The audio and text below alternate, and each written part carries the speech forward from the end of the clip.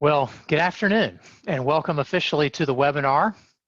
I'm Jason Jones, as I have mentioned. I'm service line leader of our hybrid workforce services, and I'm joined today by Steve Ike, Senior Vice President, and Paul Springer, Senior Vice President at Cresa. Welcome. You know, when the healthcare crisis forced shelter in place and stay at home orders back in mid-March of 2020, can you believe it's been over a year?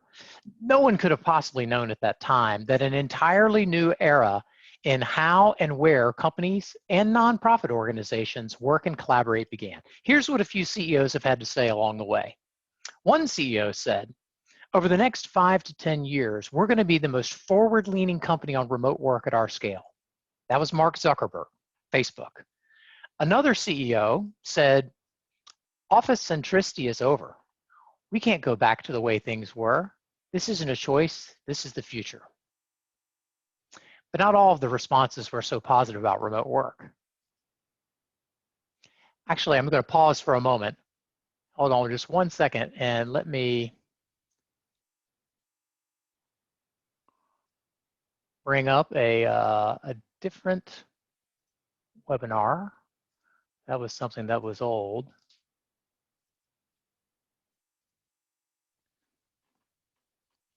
My apologies. We have updated, as I mentioned.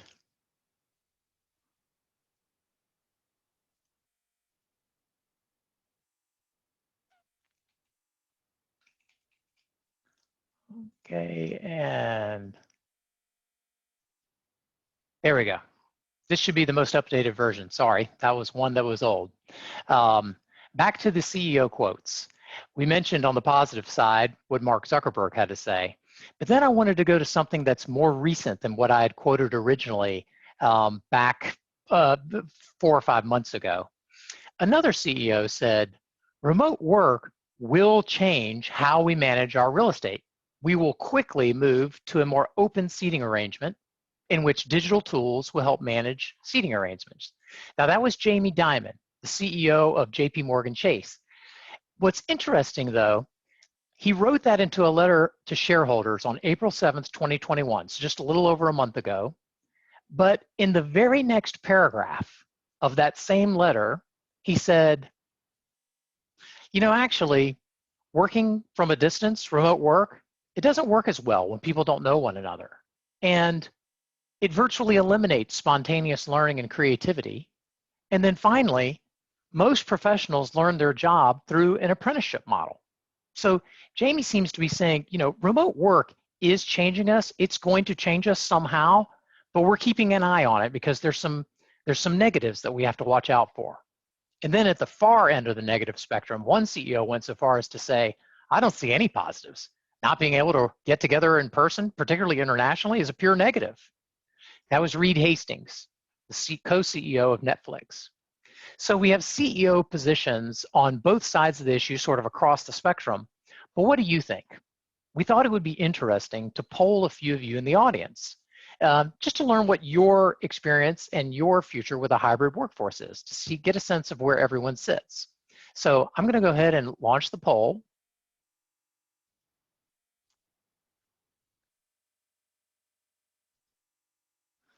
And please answer as I read through the questions. But after the pandemic, how often will your employees work remotely compared to before the pandemic? And then, of course, after the pandemic, do you personally want to work remotely more often than you did before? And then finally, after the pandemic, do you feel that part-time work from home, some type of hybrid environment, is going to be important for your organization to recruit and retain talent? So we'll give this just a couple of minutes and see how the polling comes in.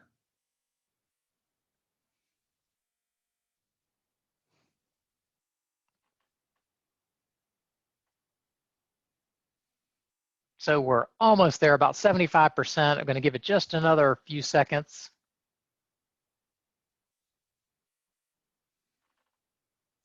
Okay, that's good. I'll end the polling and share results. And so, number one, after the pandemic, how often will your employees work remotely compared to before the pandemic, 79% say it'll be more, which comports with a lot of what we're seeing. Pretty typical. And then, of course, actually interesting, you personally, do you feel like you will work remotely more often? And the answer is overwhelmingly yes. And then once again, wow, 93% say that this is going to be important for your organization to recruit and retain talent.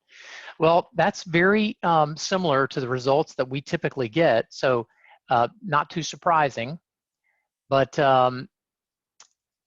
what do we see in surveys out in the market?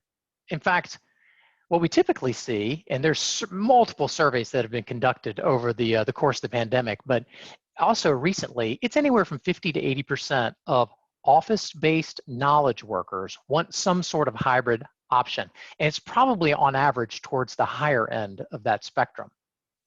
Now, this brings another issue though, if you have that many people wanting to work in a hybrid manner.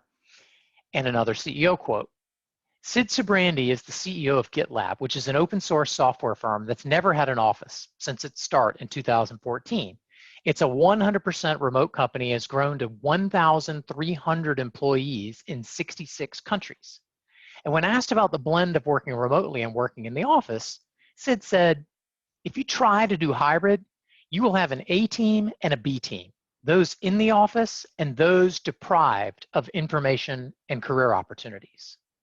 He also warned, two ways of working is very, very hard, and companies should not do it lightly. It's okay to say back to the office or all remote, but hybrid can turn out really bad. Now I want us to pause just for a moment to really ponder what Sid said about the seemingly binary choice between remote only or office only, because according to Sid, hybrid can turn out really bad. But what we have to remember is approximately 70% of office-based workers want a part-time combination of working from home and the office.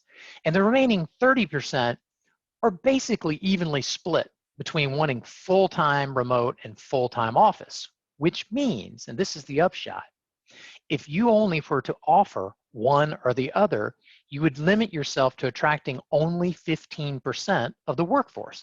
85% of the workforce may look elsewhere. And this is why we believe that organizations are going to figure out the hybrid approach, offering some combination of working from home and working from the office. But the question is, for us today, is what is the right blend for your organization? What is the criteria for a successful strategy to make sure that you're not missing anything?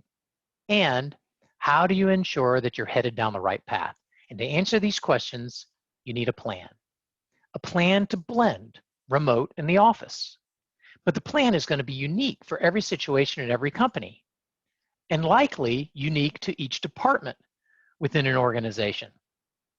And many of you may feel like this person here, where there's so many different routes that you could follow, so many different paths to take, and so many different opinions and competing interests inside an organization that it's hard to build consensus and create a pathway forward. And in fact, there's some organizations that feel paralyzed in this predicament. So if you're contemplating a hybrid work arrangement and you're interested in answering questions such as, well, what questions should we be asking? And is there a framework to evaluate a hybrid workforce strategy? And what's the roadmap to navigate to the right blend of remote and office? Then this webinar is for you. As I mentioned, I'm Jason Jones. I'm joined today by colleagues Paul Springer and Steve Ike. I've been at Cresa for 18 years, originally as a real estate advisor, but now exclusively leading two of our service lines, Cresa Technology Advisory Services and Hybrid Workforce Services. Steve has over 25 years of experience providing workforce strategy expertise to companies like General Electric, Macy's, Procter & Gamble, and Kimberly-Clark, just to name a few. Paul also has over 25 years of experience working for nonprofit organizations and for-profit organizations, integrating human resources, operations, IT, and real estate. Today we'll have a 50-minute presentation with some Q&A at the end. As I mentioned, we'll record the webinar and provide a copy afterwards. please use the Q&A feature at the bottom. Even if it's just you have a comment or a thought that you want to share as we go through the webinar, we'd love to hear from you, and we'll address your questions and your comments at the end. So today, we're going to discuss context for where we are in the timeline of the COVID-19 experience from a work perspective, the benefits and challenges of a hybrid workforce strategy, its key elements, and a roadmap to build a sustainable strategy. But we start with the context for where we are in the timeline of the pandemic. Phase 1 was the immediate phase. People were forced to vacate their offices and work from home. Phase 2 is the endure phase, and we have been enduring, leveraging technology, modifying workflows, and working to maintain culture. All things considered, it's gone pretty well. Phase 3, however, will be the sustain and compete phase. This is the post-COVID phase, long after. Think of it as 2022. Organizations will have to work to sustain a new way of working that leverages what they learned about remote work while recapturing all of the benefits of a shared central office. But to get from phase 2 to phase 3, you've got to go through a transition. And that is where we are right now. Or should I say that's where we should be right now. Forward-thinking leaders are there, taking advantage of this time to invest and prepare for the future and asking a key question, which is, how do we transition? They know that there's a danger of being caught flat-footed when everyone returns to the office in hopefully just a few months. That's when they're going to be forced to make decisions about who works where and when. And perhaps even sooner, they'll need to respond to employees who are asking questions like, what's our policy? And maybe they're wondering internally, if they're not asking out loud, how many days will I commute? And where should I live? Should I sign that apartment lease and re-up for where I moved during the pandemic, or do I need to think about moving back closer to the office? And whatever policy is that you develop, organizations will need to be able to support their workforce, no matter where they are, by using technology, human resource policies, and work processes. It's going to be a challenge, and we don't want to see leaders rush to approve plans and make decisions that they're not prepared for. But before we answer this question about how do we transition, first we must answer, well, what exactly are we transitioning to? Why do we want to go there? What are its benefits? And finally, what are the inherent challenges? Then let's talk about how to get there. So for the first 3 leadership questions today, we're going to provide a framework for thinking about the workforce and the workplace in a new light. And for the transition question, we'll describe a roadmap to help guide you. But to start, we have to ask a seminal question. And this is the question that forward-thinking organizations have already been asking themselves. And it's a question that we suggest you too consider asking yourself. And that question is, what is the right hybrid workforce strategy specific to us that will, A, be reflective of our culture, and B, minimize expenses and the threat to business continuity, while maximizing productivity, talent attraction and retention, and financial results. So this is the answer. It's these business drivers that inform our answer to the question of what exactly are we transitioning to? Well, we want to transition to workforce strategies that achieve these goals. And in order to evaluate those strategies, we start by understanding their benefits and their challenges. So let's take a look. The benefits of a hybrid workforce strategy combine, again, the best of remote work and the best of the shared office. At the top of the list for remote working is reduced commute and fewer interruptions. These 2 factors alone can potentially increase the annual productivity of each half-time remote worker by 16 business days a year. Other potential benefits are the reduction in the expense of real estate, employee turnover, absenteeism, and reduced personal costs of reduced commute, clothes, and food. There are environmental benefits, and employees consistently state that their work-life balance is better. Now, on the other hand, the benefits of the office are time-proven and really have crystallized during the pandemic. Highlights on the screen include things that typically occur best in person, such as mentoring and serendipitous moments. One benefit of both remote work and the shared office is the ability to recruit and retain talent. With 70% of employees wanting a hybrid workforce experience, which means both office and remote together, some combination, most organizations will have to offer some degree of flexibility between home and office to recruit and retain the best and the brightest.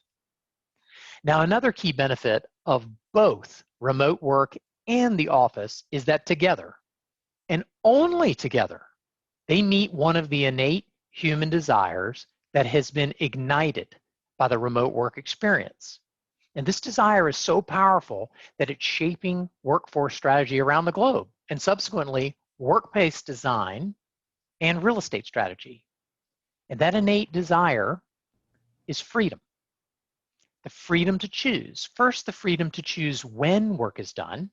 Employees want to work at any time of the day while blending in personal tasks or recreation. They no longer want to be held to a rigid 9-to-5 industrial age concept of punching the clock. The sentiment is, measure my output, not my input, and give me the freedom to decide how I schedule my day and get my work done. And second, there's a very strong desire to choose where work is done. First, there's the simple geography of choosing among home, office, or other locations, but employees also want to choose among different environments inside of a shared office that are built for specific purposes, such as focus work or teamwork, other areas for socialization, training, coffee bars, video conferencing rooms, etc. Employees want options and variety, and ultimately this freedom to choose which location they determine is best to accomplish work. However, even with all the benefits of a hybrid workforce environment, obviously there are some challenges to be aware of and plan for. And separately, the challenges of remote work in the shared office, they've been experienced by us all. But what has not yet been experienced on a broad scale are the challenges associated with the hybrid workforce model.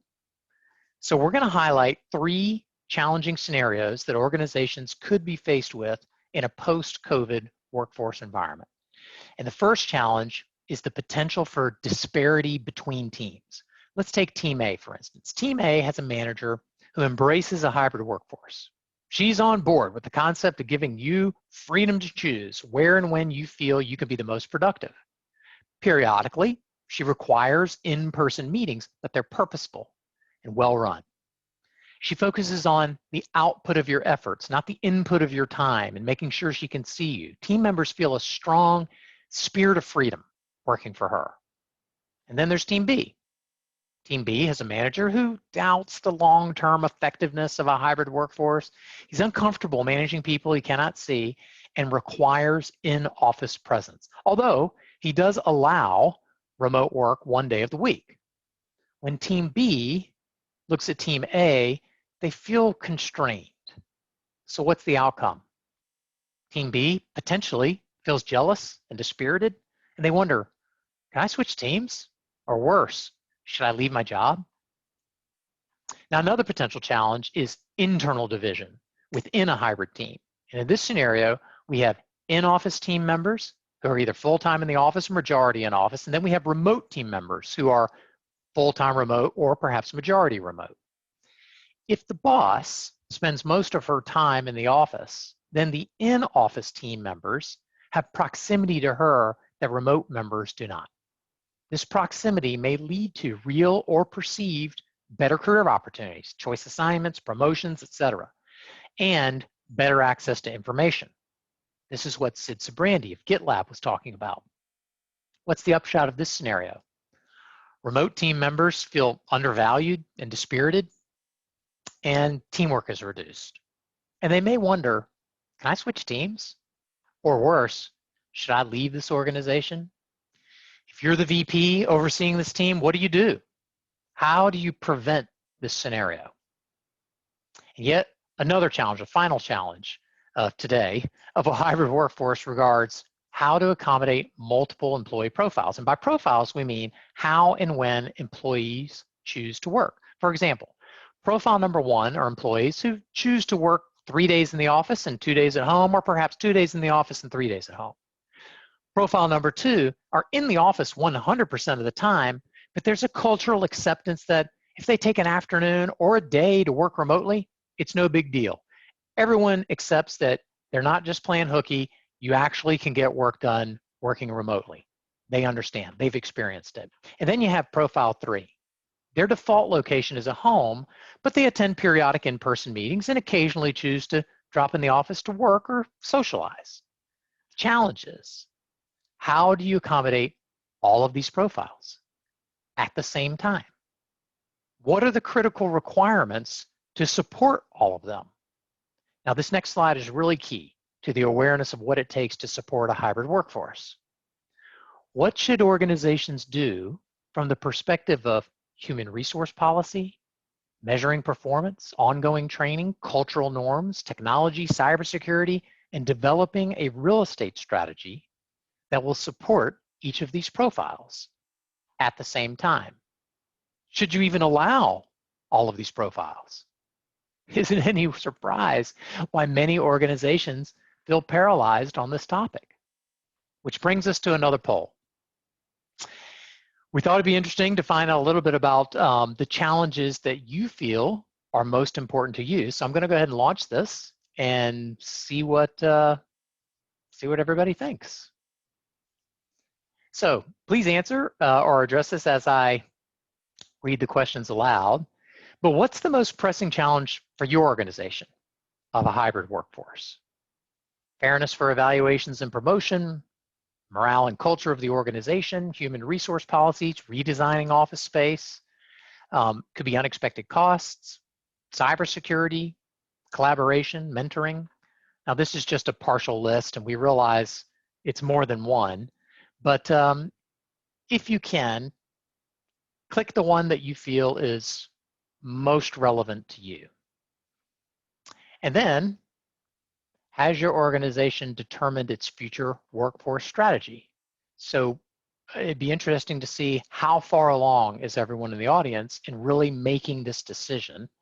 And then finally, if you have made the decision, what kind of workforce strategy will your organization employ? And it may be that you're not sure yet, or there's no single necessarily a one-size-fits-all strategy. That's an option down towards the bottom. It's going to depend on job roles, leaders, employee preferences, etc. So we'll give this just a minute or two and let folks vote.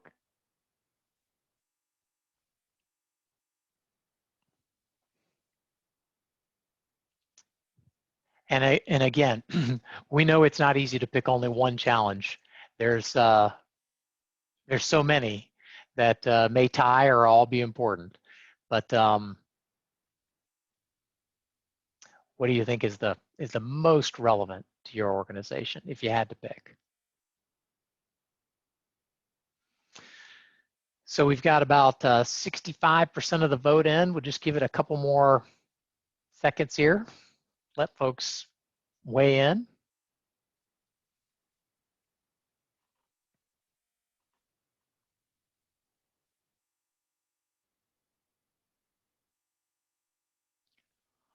Okay, so very high percentage of votes are in, so I'm going to go ahead and end the polling and share results. Okay, so not surprisingly, morale and culture of the organization got the highest number of votes for what's the most pressing challenge, and that's pretty common. Closely tied to that, I would say, is collaboration for sure. And we've got a 12% for redesigning office space. Has your organization determined its strategy?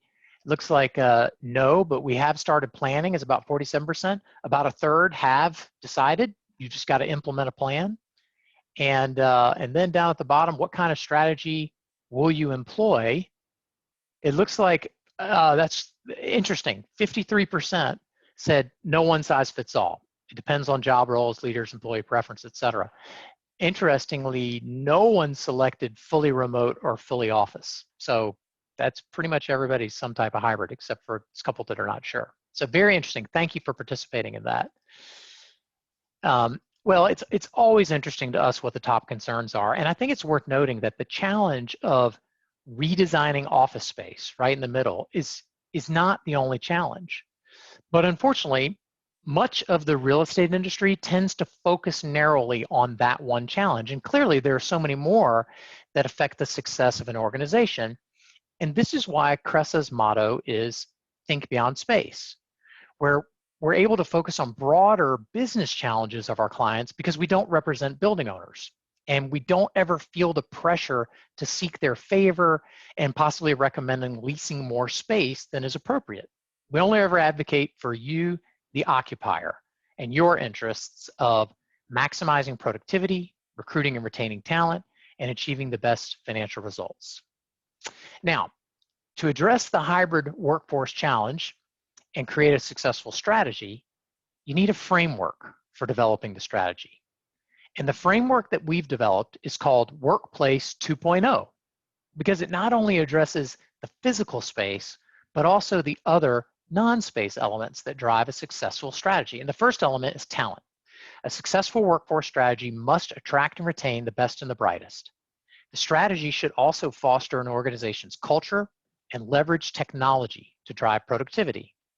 And finally, there's the physical space itself. What's exciting and new about Workplace 2.0 is the concept of space being not only about the design and location of physical space, but also offering employees that freedom to choose the best location for them to accomplish their work. And it's this combination of a well-located, well-designed space along with the freedom to choose that together drive employee engagement, productivity, and satisfaction. Workplace 2.0 is going to be different for each organization, each department. But the good news is that you can use the key elements of this paradigm to help you navigate to the right hybrid workforce strategy for your organization. So let's take them one at a time. And here to talk about the first two elements is Paul Springer. As mentioned, Paul's our human resource and operations subject matter expert with over 25 years of experience. Paul, I turn it over to you. Great. Thank you, Jason. So the first part of our hybrid workforce strategy, as Jason mentioned, is talent. And interestingly, although many organizations went to 100% remote during the COVID-19 pandemic, that doesn't mean that all roles moving forward are suitable for full-time work from home. Many roles can be done remote, but the better question is, should they be done remote, and does that role fit that way? In order to achieve the highest productivity, you need to determine if a role has dependencies or requires in-person collaboration and resources in the office. Additionally, even if roles are suitable for remote work, the job processes need to have clear alignment with a hybrid workforce strategy. This could mean automation of paper-based processes, digitizing of files, reviewing of systems, or understanding how to best collaborate. That leads to training for managers and employees.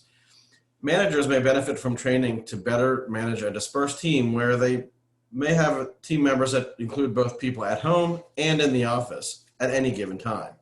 In addition, the technology that enables remote work is constantly changing, and many employees don't know how to use the full suite of technology that's available to them. Lastly, a key component of this strategy is ensuring a transparent and equitable criteria and eligibility guidelines.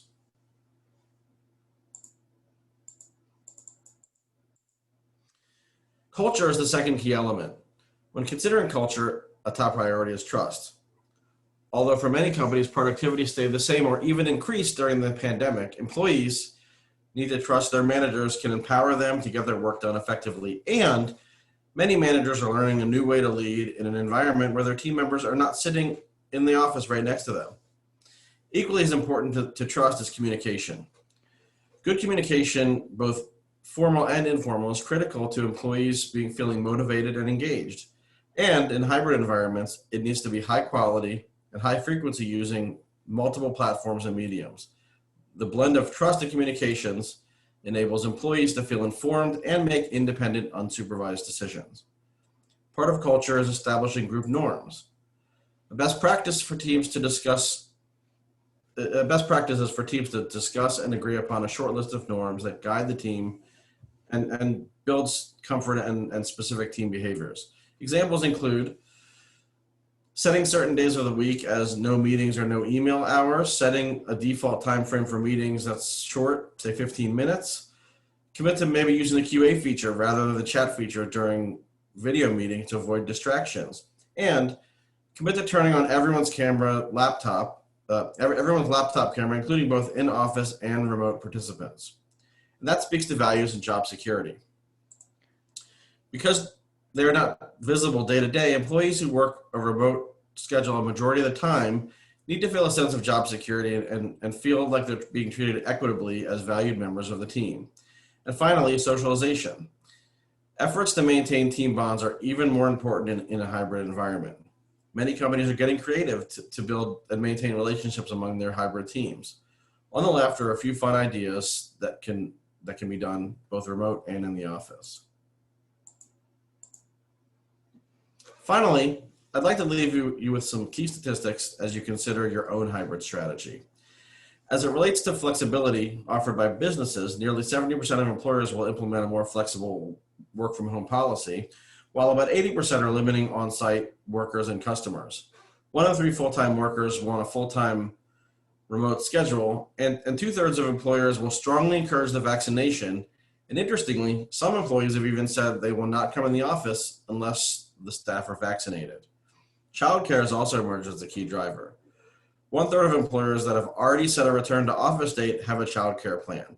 And 70% of the remaining companies who do not currently have a worksite childcare plan to create one.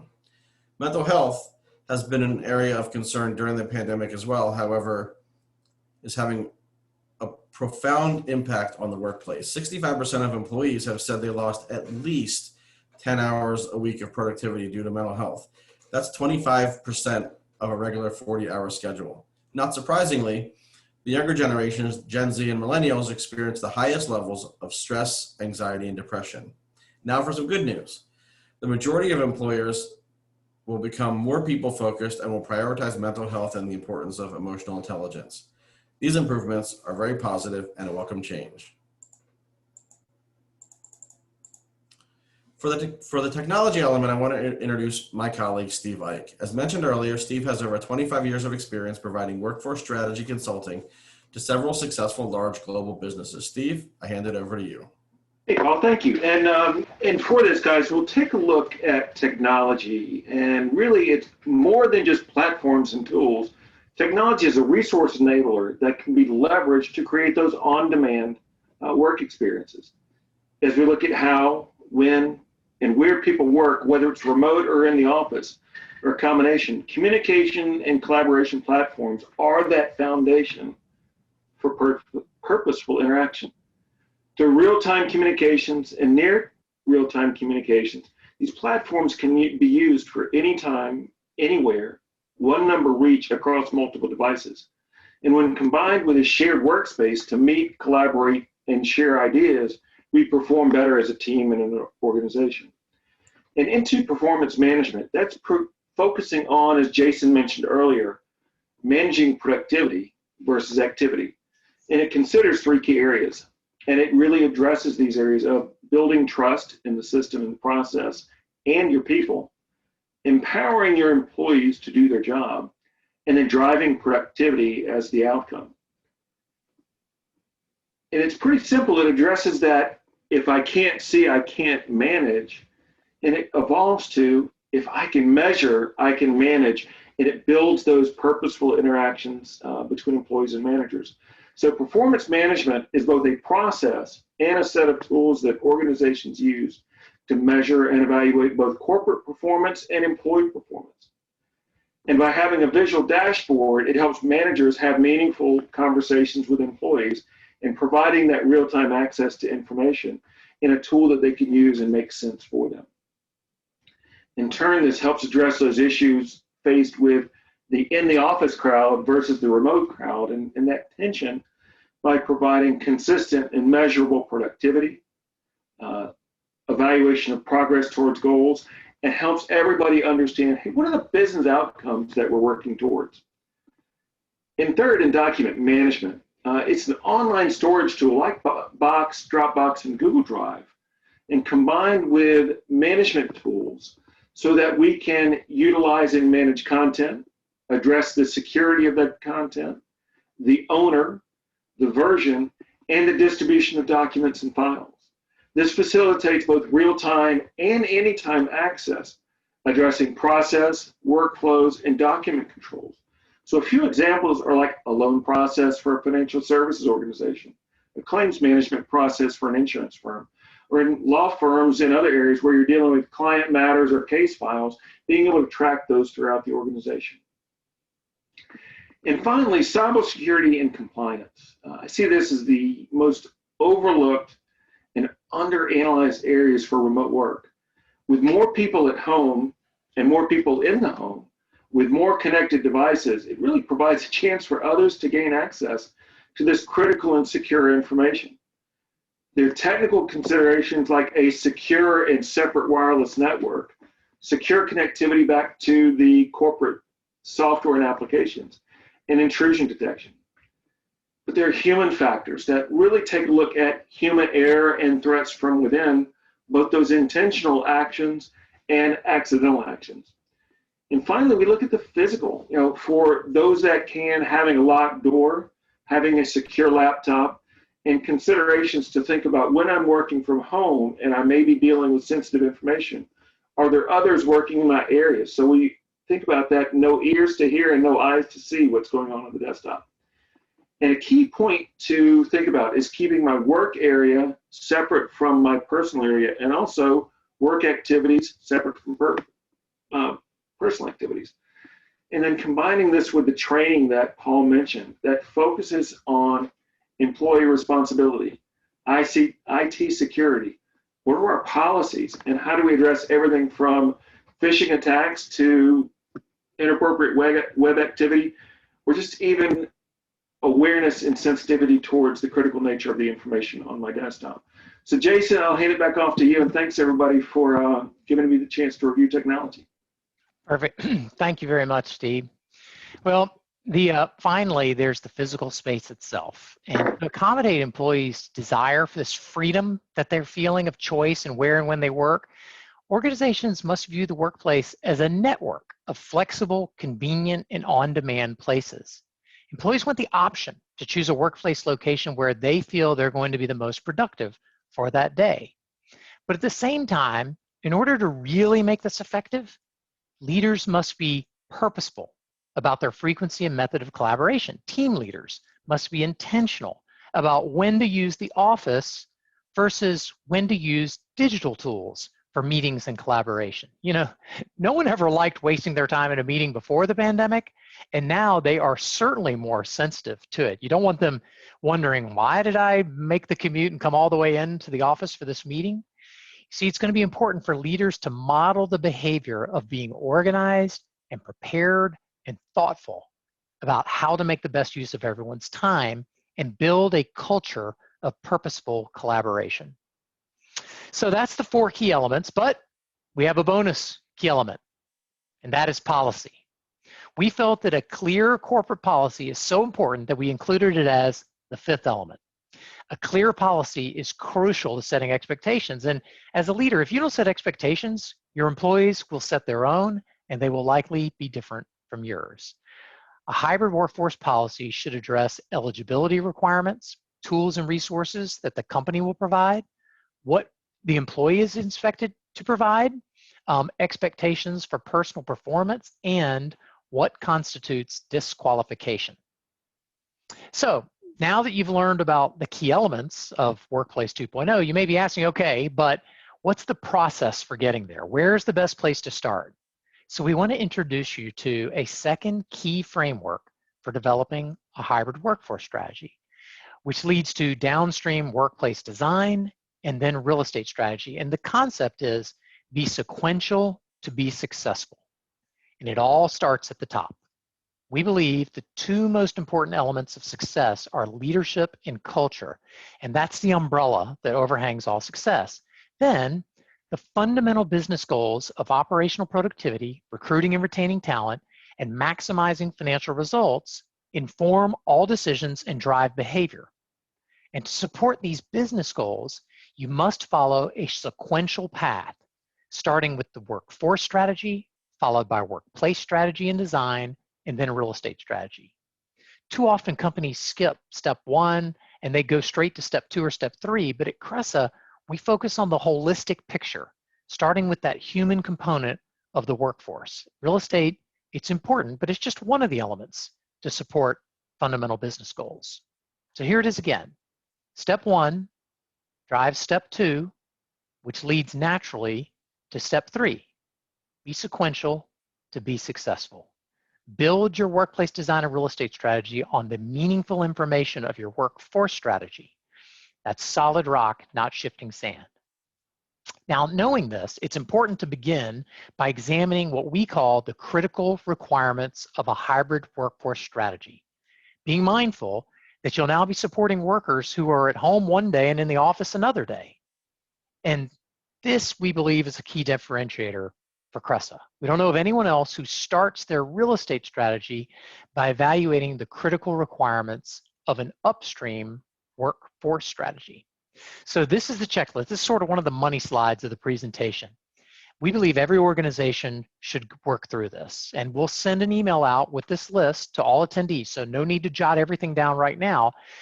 But if you'd like to have a conversation about your specific situation, please contact myself, Steve, or Paul. Our email addresses will be up at the end on the screen, or the real estate advisor from Cresa who invited you to this webinar. And the final question is, the one from the very beginning of the webinar, is how do we transition? How should we evaluate all of those critical requirements to develop a successful and sustainable workforce strategy? Cresa has developed a roadmap, and it consists of 5 steps to methodically walk you through that process. And it begins with awareness. Learn the best practices, understand the benefits and the challenges, and become aware of the process, which you're doing today. Now, the next 3 steps of the roadmap we've combined into a workshop that's built on 3 phases. Phase 1 is discovery, that begins with a kickoff meeting where you build your team and establish goals. And then we conduct surveys and one-on-one interviews with the senior leadership team to evaluate your organization in light of those critical requirements. Phase 2 is analysis. Here we'll identify any gaps that we see in the critical requirements that we evaluated during discovery and determine solutions to meet your goals, followed by phase 3, which is delivery of an executive summary with recommendations to fill critical requirement gaps, application of best practices to your specific situation, and advice on your remote work policy. Workshop takes about 4 weeks, and really this is important. One of its major benefits is it provides a structured, methodical process for leadership teams to have conversations about their future workforce strategy and really to build consensus about the path forward. And when consensus has been built, now you're enabled to communicate clearly and consistently to employees and answer those questions from the beginning of the webinar around what's our policy, where should I live, what is my commute going to look like. Super important for employee engagement. And in addition, you now have the freedom to move forward in confidence that you're building a workplace design and your real estate strategy on solid rock, not shifting sand. The 5th step of the roadmap is implementation of the plan. And for this, we offer a more robust blueprint plan, which includes everything from the workshop, but it's a deeper dive, and it has a follow-on monitoring and feedback period over a 60, 90, and 120-day period. So with that, let me offer a summary. The desire for freedom is changing where and when we work. As important as a shared central office is, the desire for freedom of choice requires that most organizations develop a hybrid workforce strategy unique to them, unique to their culture, and unique to their business needs. And again, to get there, transition is key. Just over the horizon is an open door for all of your employees to safely return to the office. And how you make that transition to the new hybrid work environment is going to affect how competitive you will be. And finally, be sequential to be successful. Remember, it only makes sense to develop your workspace design and real estate strategy after you've evaluated the human component of your workforce strategy and all the critical requirements that make it successful. Now, there's one last thought that we want to leave you with. We'll have a little bit of time for Q&A. I was in the Navy for 8 years, flying jets off aircraft carriers. So I know that the Navy is an organization that runs on planning, training, and leadership, especially leadership. Similarly, implementing corporate programs, especially those that involve significant change, requires the same three elements. This is a time of dramatic change, and that change requires leadership to find the right hybrid workforce strategy that supports your people and makes your organization more competitive.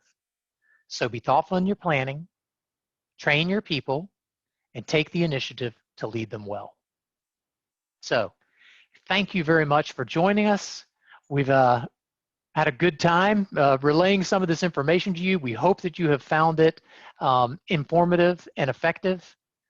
Our contact information is up on the screen if you have heard something that, that you want to know more about, or you just want to talk. You bounce ideas off of someone who or some people who are in this every single day, studying it, talking to other organizations, etc. And it looks like we do have 10 minutes for Q&A. So I'm going to open up the Q&A feature. Hold on, I'm going to stop sharing my screen and bring it back to us three. So let me open that up. And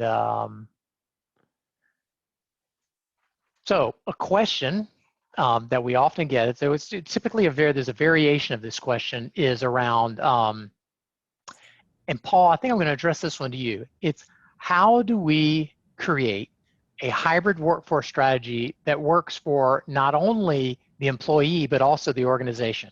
I think what they're speaking to is, yes, employees want this hybrid environment, but we also, as leaders, have to think about what's best for the organization. So curious your thoughts on that. I thought that'd be a good one for you. Sure. So as briefly mentioned in some of the slides in the presentation, it's important to, when you're working with an organization or a business, to get the perspective from both employees and from leadership. No business is the same, and this particular hybrid workforce strategy work is no different. It's not a one size fits all. So it's important to really get a better understanding of what the staff needs are, maybe through a survey or through other means, and then also to spend some time talking to the leadership, better understanding the needs of the business overall and how this hybrid workforce strategy fits in that. And then what you do is you take both components into consideration as you're building out that strategy. It's not like I said, it's not just what the leaders want, it's not just what employees want. You know, if you want to retain those employees, you want to consider both. Yeah, perfect. Steve, any other thoughts that you would have on that? Got another question here for you.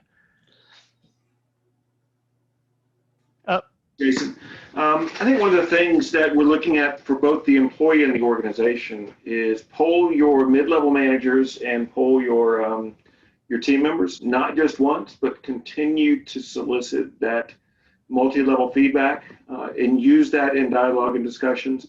And from the building trust side is really let your team members know that you value their input and opinion and you want to include them in that.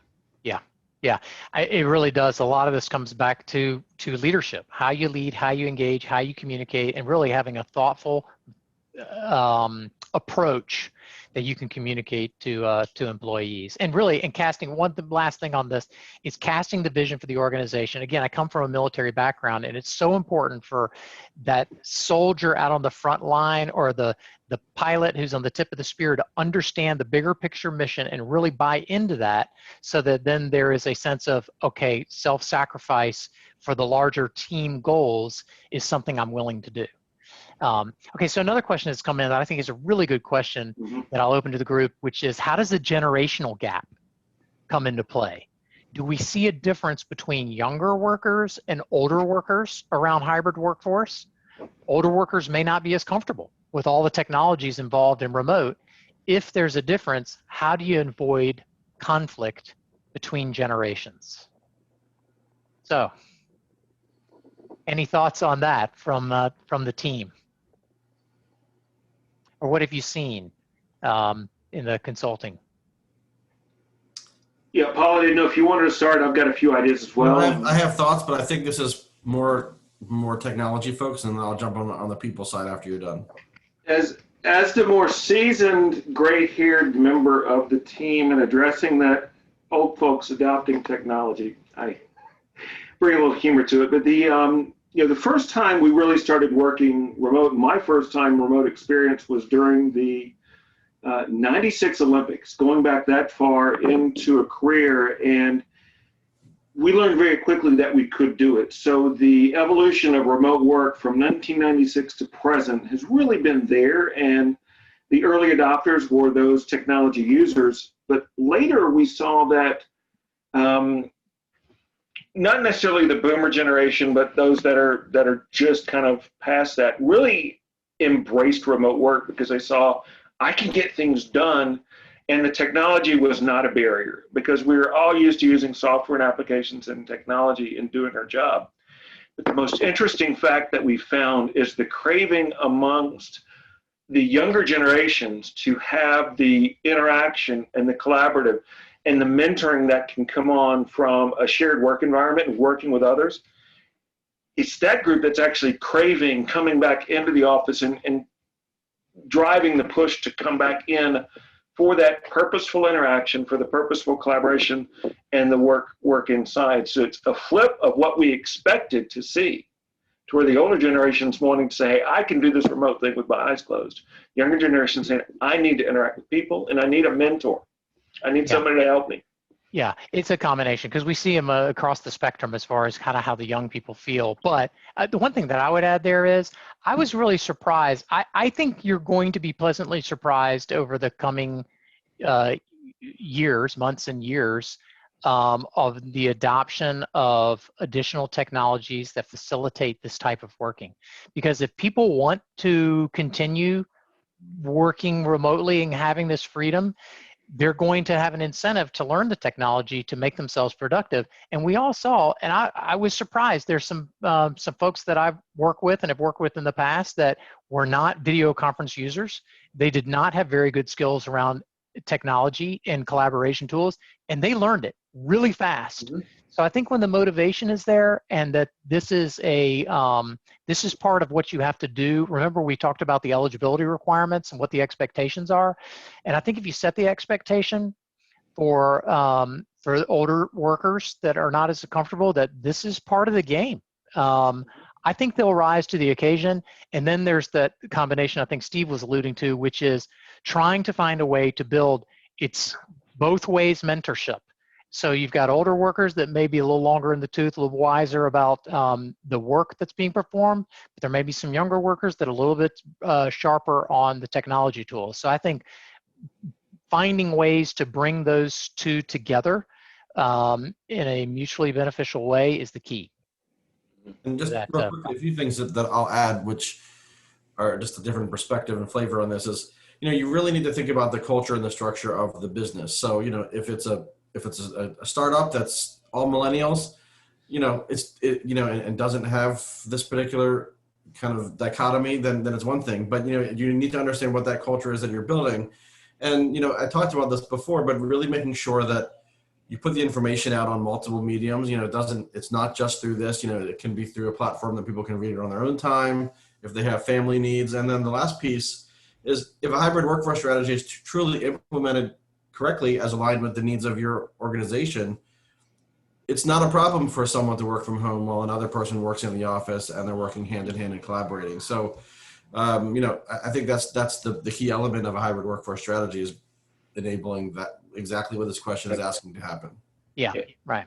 And Jason, just a closing thought on that. One of the things that we've seen as well is that because meetings have gone more into a collaborative environment and being done online, it's forced managers to prepare for the meetings and employees to come prepared for the meetings. So actually getting more effective meetings, the hard part is having too many in one day and going back to back to back. So they're using the tools and having better, more effective and efficient meetings. It's just putting that space in between. Yeah, well, and I think the training is a big part of this, and that's part of our consulting is identifying where is training required, what are the right training resources for your specific needs. So I just wanted the Navy's big on training, so I always circle back to that. Just real quick, Steve, and we only got 1 minute, but what are some examples of tools that help measure time and productivity and engagement of hybrid employees? In 30 seconds. So when we think about the tools that we use every day, whether it's Salesforce or another CRM application, employee resource and productivity applications, the key is we've got a lot of data points that are out there. We just need something that's sitting in the middle that is taking data from each of these different systems. So one that you may have heard about is Tableau, and that's a software application that can take information from an HR information system, from Salesforce, from all the different things, and crunch that data and put it into a meaningful dashboards. The key is getting something that sits in the middle. So you've got ServiceNow and Tableau and all these others that are sitting there that do that. Thank you. One last question that I wanted to make sure we got to is, who is typically included in the workshop that you offer? What is the core, what is the team? And I can address that. We recommend that you have senior level leadership that is representative of the different departments in your organization to make sure the key voices are heard. It's going to be different for every organization, but typically CFO, COO, Chief of HR is a critical component. We really strongly push for that every time. And CIO is also very important because technology is what enables this type of hybrid work environment. So those are some of the key players. There are others for sure. And it depends on your organization. So there we are, right at the top of the hour. Thank you so much for joining us. Again, you'll get a copy of this emailed to you along with the slides, and we'd love an opportunity to talk to you and hear more about your situation. Again, thank you for joining us. This is Jason Jones signing off. Thank you.